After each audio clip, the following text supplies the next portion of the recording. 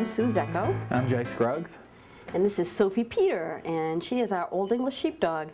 And this is actually Sophie's second visit with us, because she's also on our mixed breed DVD, where we were just kind of demonstrating how to trim her feet and how to trim up the butt. But her mom, she comes into my shop every 3 weeks, and what I've actually come to do on her is scissor her, because even the snap-on trims are a little bit shorter than what her mom likes. So what I usually do, and they should be a little bit higher in the rear, so I usually scissor all this in, and I use thinning shears and just kind of blend her, so she looks like a natural coated dog, but not quite as long. And I do take out a lot of her undercoat, because that's what tends to cause a lot of the matting. So her mom was nice enough to say that we could go ahead and do a shorter pet trim on her, because I know what I do with her is not really the norm for what most groomers are going to put into it, but she's also not the norm client either. I mean, years ago, my Old Englishes used to come in twice a year for a 7-blade shave down, and they were just a really kind of nasty matted mess, but she takes excellent care of her dogs. We even do obedience together. She gets obedience titles on her Old Englishes too. So she's letting us do something a little bit shorter, and especially with the warm weather, it won't be quite so bad for her. So what I'm going to do is I'm using the Wall stainless steel snap-on, and I'm going to use the C, which is 7/8 inches of an inch, 7/8 of an inch, and over a 30 blade. And I'm going to start up behind her ears. Oops, sorry, Soph. And I'm just going to follow the way her coat grows, and I'm going to do this until I get to about just behind her shoulders, and then I'm going to go to a little bit longer snap-on, just to give her a little bit of a rise in her rear.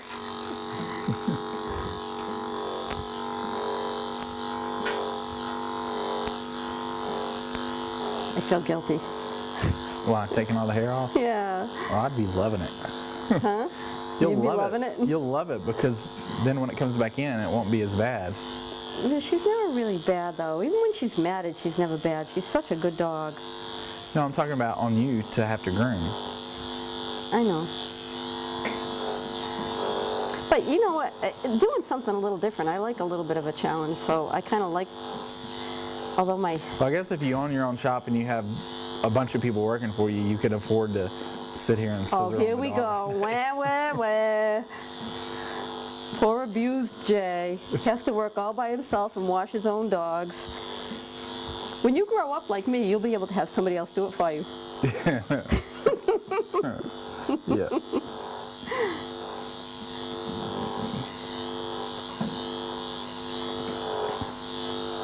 So I'm just following the way her coat grows, and you can see how I'm going kind of back at an angle, because the coat doesn't actually grow straight down. If you come straight down the sides, you're going to have lines, drag marks, clipper lines from your comb going in her coat. So if you look at any dog, their coat usually grows slightly back, and you want to follow exactly how that coat grows.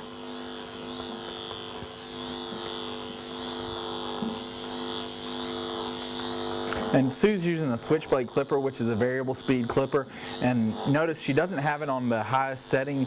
A lot of people tend to just turn their clippers on and automatically put it on high, and what that does is it heats up the blades, and it also makes the motor run hot. So if you have a good clipper with a sharp blade on there, you shouldn't have to run it on high every single time you turn it on. It just gives you the feeling that you're doing it faster, but you can see, I mean, it cuts through hair just as well on a lower speed setting. And it doesn't burn up your blades as much.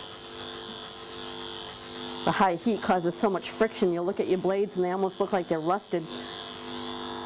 If you're going to use them on high, make sure you keep your blades oiled well.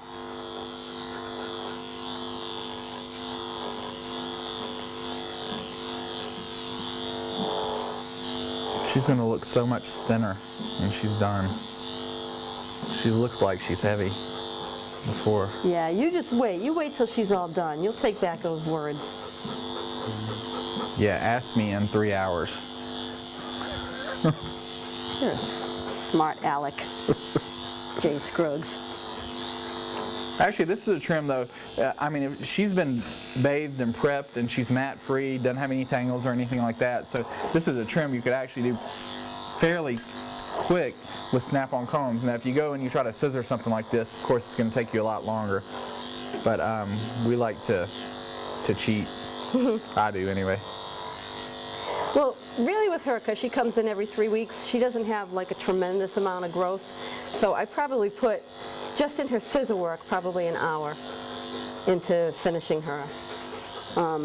But I'm also doing it more with thinning shears than I am with straight shears, which definitely takes a lot longer because you have to do like a lot more blending and kills your hand. So I'm not taking anything on her face.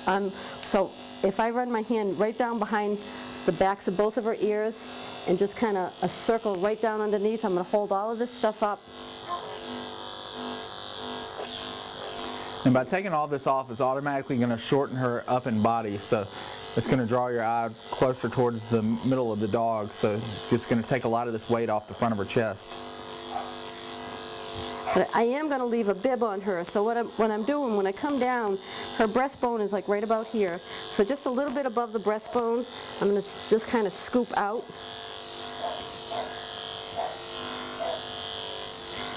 And I'm going to come down like her point of shoulder is right here. So I'm just going to kind of skim some of this off. So it's just going to kind of stylize her up a little bit. Is that right? Is that a word? Stylize her? Sure.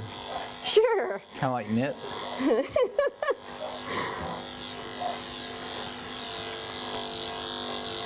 You can actually do a lot of blending in a coat like this using your snap-on combs just by kind of skimming out and skimming away from the shorter into the long.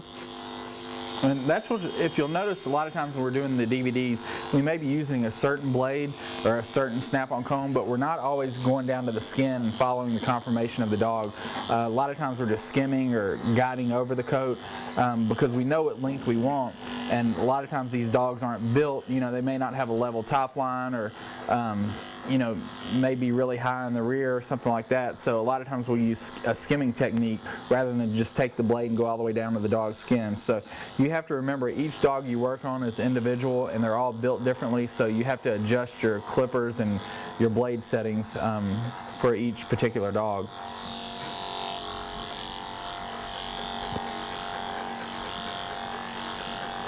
I'm surprised we haven't seen these dogs in the contest ring yet. I mean, I have seen them in the pet class, but I haven't seen them done in a show trim. Barb Ruckel does that one. Yeah, but Not she in the show scissors trim. them all up. Yeah. All right, I'm just going to switch to the E, which is the light blue one, which is an inch comb. Oops. Because I do want her to, I still want to give her kind of a little bit of that chrysanthemum butt that they should have. So I'm going to leave it just a little bit higher in the rear, and then we'll scissor in her butt.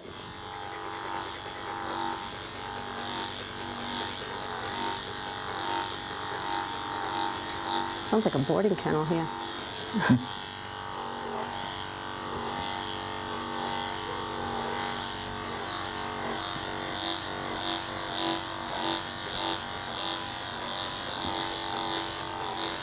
This part here on the end, I'm coming right down. I did a little bit of skimming on the top here, but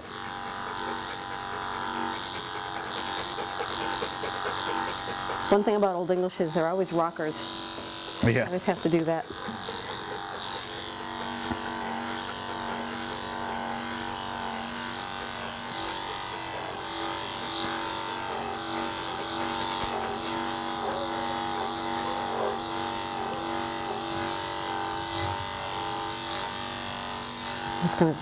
At this point, like Jay just said, I'm doing skimming, so I'm taking a little bit of this bulk off of the sides of her hips.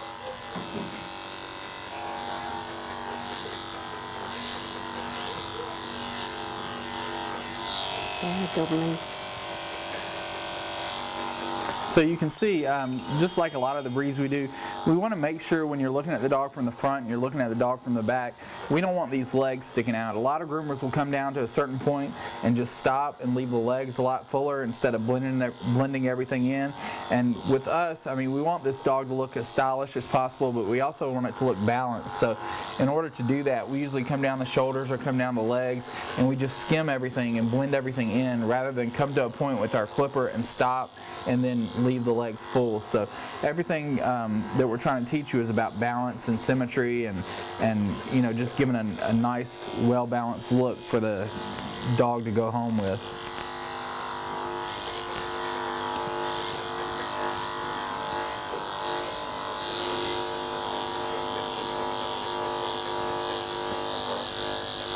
I'm just going to carve in back here just a little bit to give her some angulation.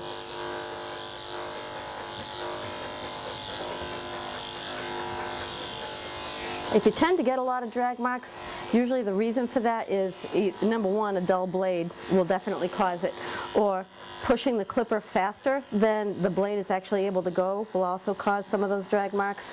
So if you're getting them, you just kind of want to slow down in those areas, and you should be able to actually work them right out. Okay. Just turn it around. Turn it around. Come on, girl.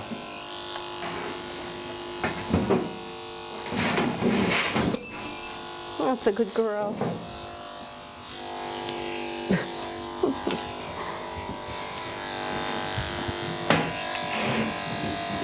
£50. 55, I said, no more than 60.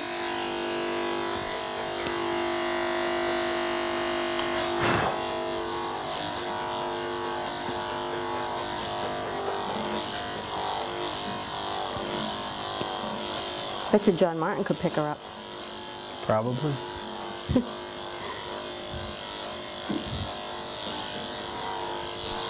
John Martin is Jay's youngest child. He's a little muscle man.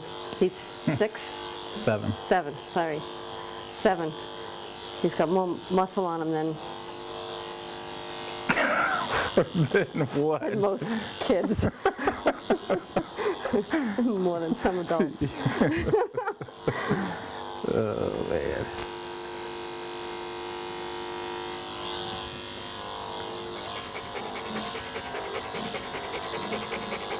That's a good girl, Sophie. Now, it looks like she's lost about 20 pounds already just from taking that much coat off. I mean, she's starting to look a lot shorter in body.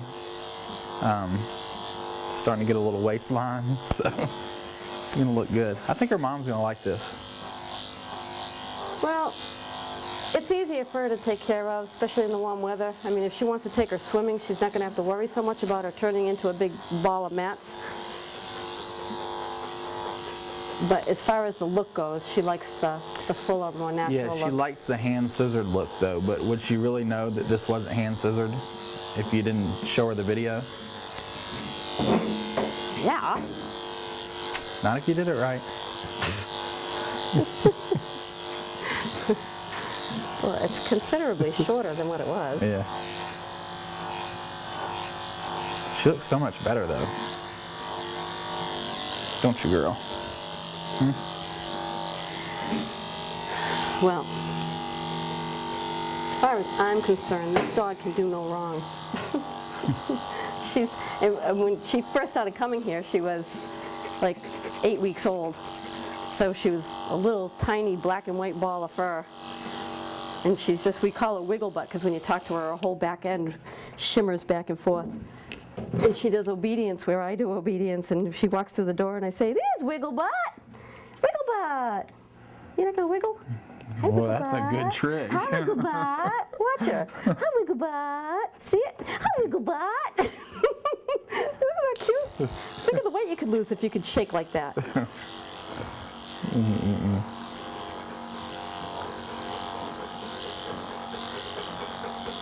When I come into the shop, if she's in one of the crates and she spots me, she talks to me. Ah, Sophie. We're in love. Okay, I just switched back to do her front end to the C. to match the other side. So we did a little bit shorter on her front end, and we left it just a little bit fuller in the back, just to give her a little bit of height to her rear end. And then the same thing like Jay said, I'm coming down and I'm just going to kind of, you want this to be a nice straight line, so I'm just going to skim down into her legs. So when it gets to be just like a little bit above the elbow, you just kind of hold your clipper and go straight. Don't follow the body all the way in.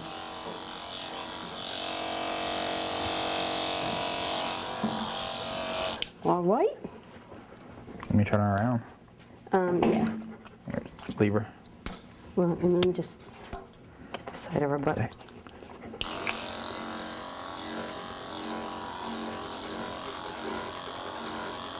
Got to do right here.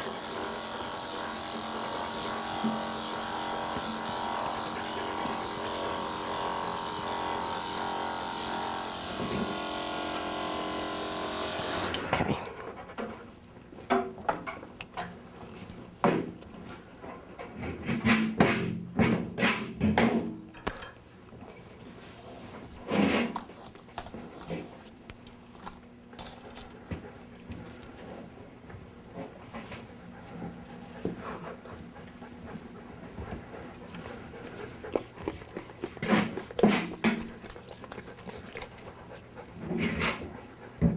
Okay, so now what I usually do on her back here, now in Europe they're called bobtails because they actually are born without a tail.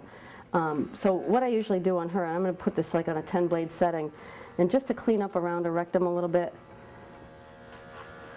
And again, I don't want to take off so much that it stands out like a sore thumb when she's walking away from you. I don't want it to look like something you want to shoot at.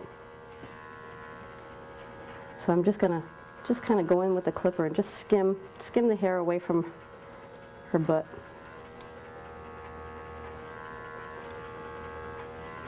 And the same thing under here. Just kind of neaten up around her private areas.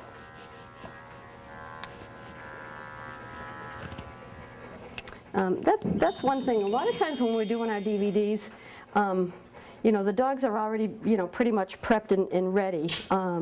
So normally their nails are clipped, their ears are clean. A lot of times we'll do the pads and some of the sanitary on camera, but a lot of times it's already been done. Because we've had people ask us if, you know, do you not do the sanitary? Because we don't actually always show it on film, but we always do, you know, clean up around the private areas. All right, now on her, what I like to do is, because I want this to kind of look like a nice round little butt. So what I do is just kind of take my comb and fluff everything up, and I'm going to use my curve shears, and I'm just going to kind of angle her butt forward.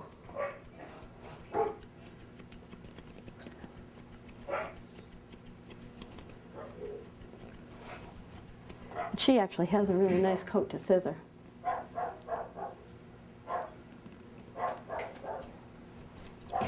So I'm just going to, this little bit of hair right around her.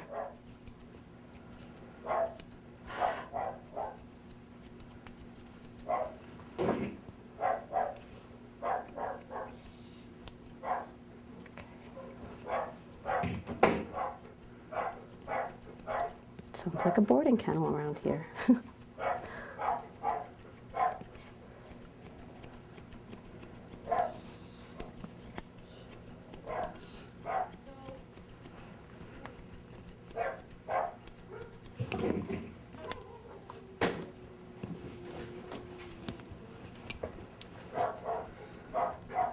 And with this, when I'm scissoring in the back end, I'll comb everything back so you can get it nice and tight, and then I comb everything forward so that when she does shake out and all this hair just kind of stands on end, it's going to look good no matter which direction it's going.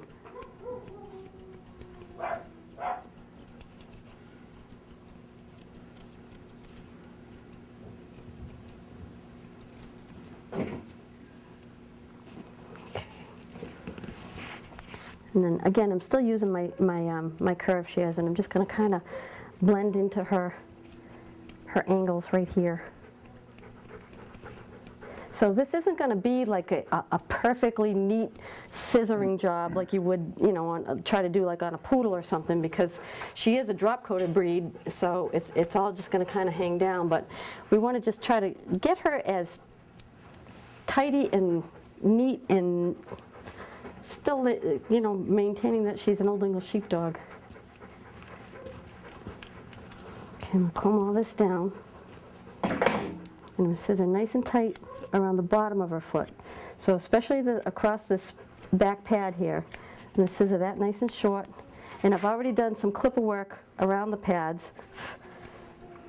So I'm just going to take this short hair all along here. And what this is going to do when she sets the dog's foot back down on the table, it's going to kind of lift the foot up, make her look like she's more up on her toes rather than looking like she's wearing snowshoes. Are you doing that? Yeah. So, but if you'll notice, she's using her curves and she's using them at an angle all the way around the foot. So they aren't straight up and down, they're out at an angle, out away from the dog's body. So that's what allows us to make that nice bevel shape around the feet and around the hocks. This area right here is what Jay's just talking about. Because I took across that back pad nice and short, when you put her foot down, you can see how it makes her look like she's standing more on her toes than if this hair was really long. She'd look like she was actually sitting back on her hocks. So, and that kind of gives me my starting point to make my circle. So, and I'm holding the scissors. My first time around, I'm holding them almost flat, going around the table. And I usually will hold like this little tendon here right above the hock. I usually will hold that, and it'll help to keep her foot down and keep her from rocking. So I always have one hand on the dog, especially when I'm doing around the feet. But each time I come around, that first time the scissors are almost flat, and as I come around, each time I work my way around the foot, I'll start to angle the shears up a little bit more so that it comes straight down and then bevels into the foot. You don't want it to come down and pancake out. You don't want it to look like she's got flat feet. You want this to be a parallel line that comes down and then just bevels right down into her foot.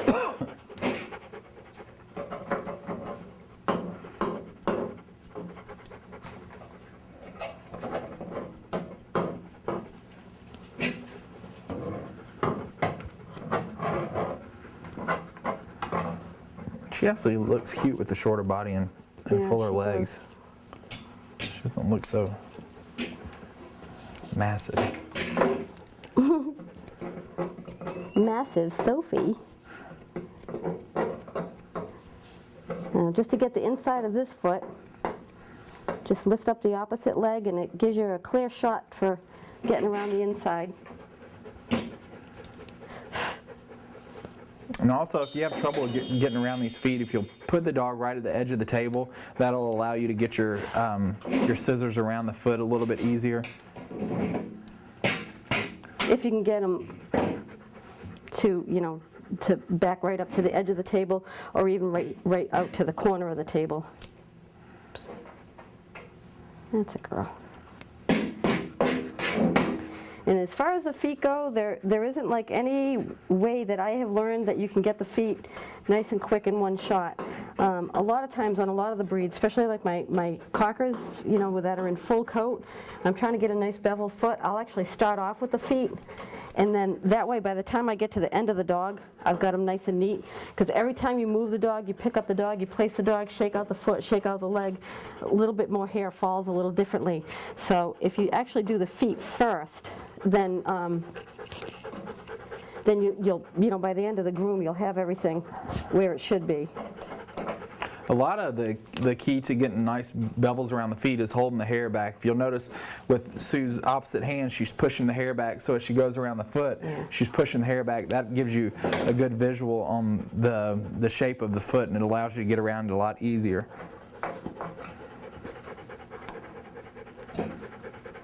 And actually by holding this spot on her hock, you can kind of turn her foot. So as I'm scissoring from the back part on the inside, you can just very slightly turn her foot, and you can see from the inside all the way to the front of her foot by doing that.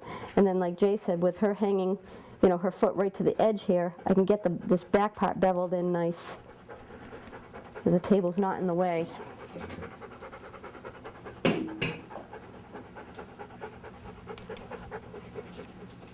That's a good foot right there. Isn't that good? Good. Huh. I was going to say that.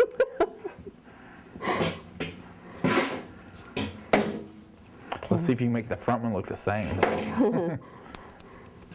So the same thing. She's drooled on it a little bit too. Well, that's the thing too. When you're doing an Old English or any dog really, we're trying to make the feet look as well balanced as possible as far as going from one foot to the other, the size of the foot. So we want to make the front feet the same size as the back feet, if at all possible, because we're trying to make everything just be in balance with the rest of the dog. So we've got these nice full legs. We don't want to make a really tight foot with a full leg. We want everything to balance out with the rest of the body. So if you're leaving the legs fuller, leave the feet a little bit fuller so they blend in with them. We don't want them too big, and we also don't want them too small. We want them just right in proportion with the leg that you're working on.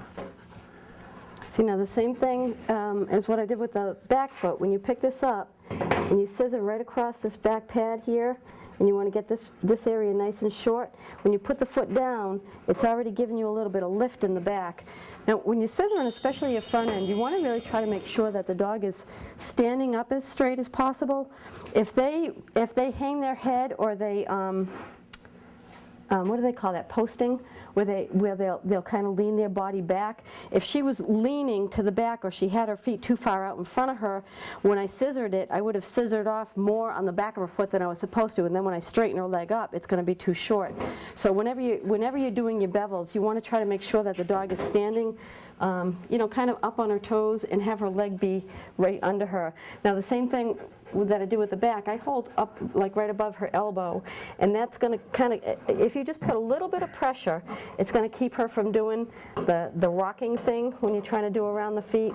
So, and it's not hurting or harmful to her in any way. And it also, just by me having a hand on her, I can feel when she's going to move before she actually does it. So you don't end up making a boo-boo with your scissors. And if you'll notice the angle of her shears, when she makes her initial cut, the shears are out at an angle away from the dog, about a, I don't know what degree angle that is, but anyway, they're out away from the dog. As she gets lower, she drops her shears and makes it a little bit flatter, but she's using curved shears, so she's still using the edge or the bevel of that shear to make the bevel around the foot. So you'll start out a little bit higher, and as you work your way around the dog, you're gonna make that angle a little bit lower. Yeah.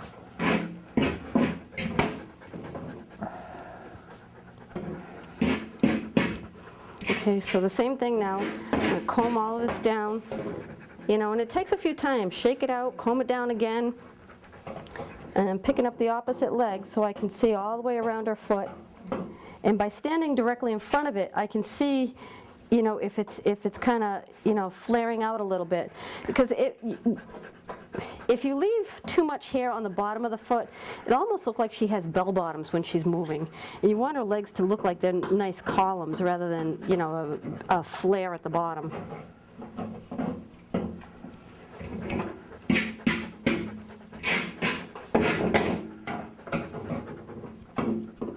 You're a good girl, Sophie. Go by.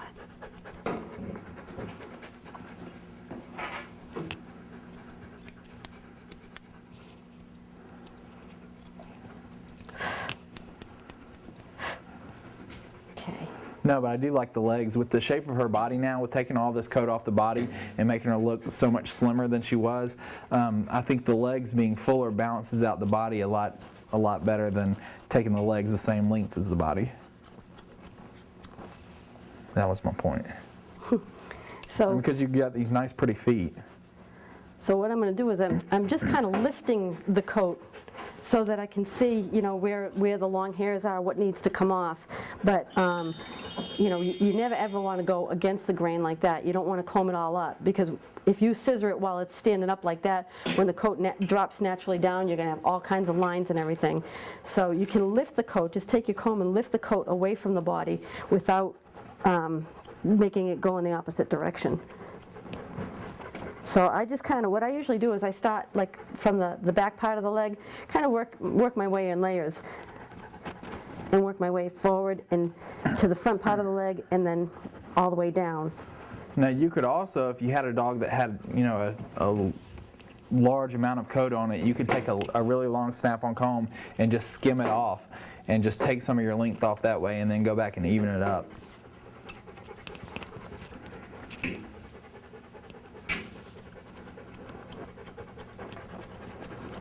Snap-on combs are definitely a huge time saver.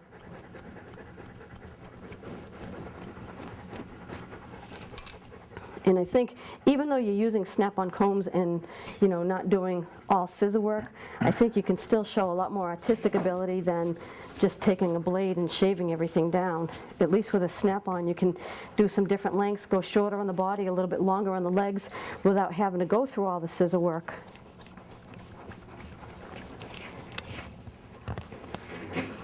Now I'm going to pick up her leg, and I'm just going to kind of comb this stuff down this way, and because I want to just get this, easy girl, this line up inside.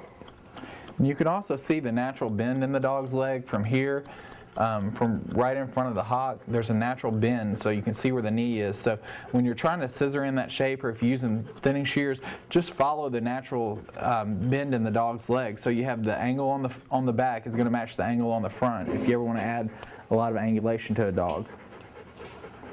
So by picking it up and just leaving her leg bent, just follow the way that hair is.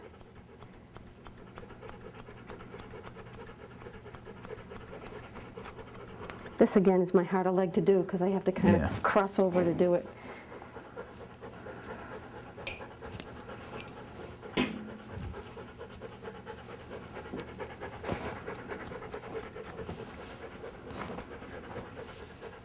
And you could also take like a coat king and take some of the bulk down on her sides too if she's, you know, still seems a little bit too thick.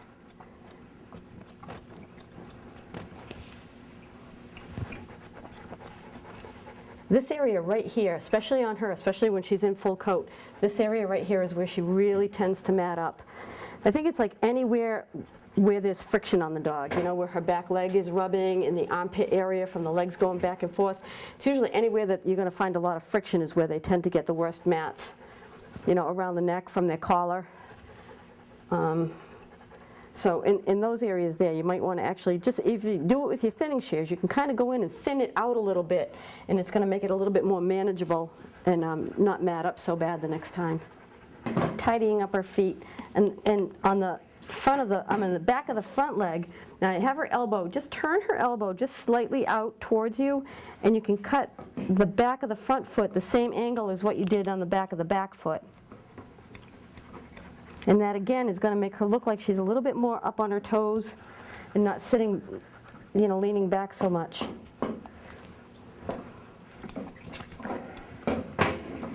Okay, now I'm going to switch back to my thinners, and then the same thing, I'm just going to kind of lift that coat away from her body a little bit, and then start up here where I stopped with the thinning shear, with the snap-on comb, and just take my thinning shears and just kind of work my way down, taking off a little bit of the excess bulk and the stuff that's really why wouldn't you just use straight shears? Because somebody's going to ask us that. Because especially a dog like this, the reason why I wouldn't use straight shears here, number one, I'm trying to keep a more soft, natural look. But if I took a pair of straight shears, you can't really see that, right? If I took a pair of straight shears in this area here, everywhere where she's got a little wing and a little wave is going to look like a really sharp, short, choppy look line, right? Rather than to blend it and have it look more soft and natural. Oh my God! And you'll notice if you watch any of our videos, we do use thinning shears a lot, and it's because we're trying to use, you know, artistic ability and make the dogs look as natural as possible.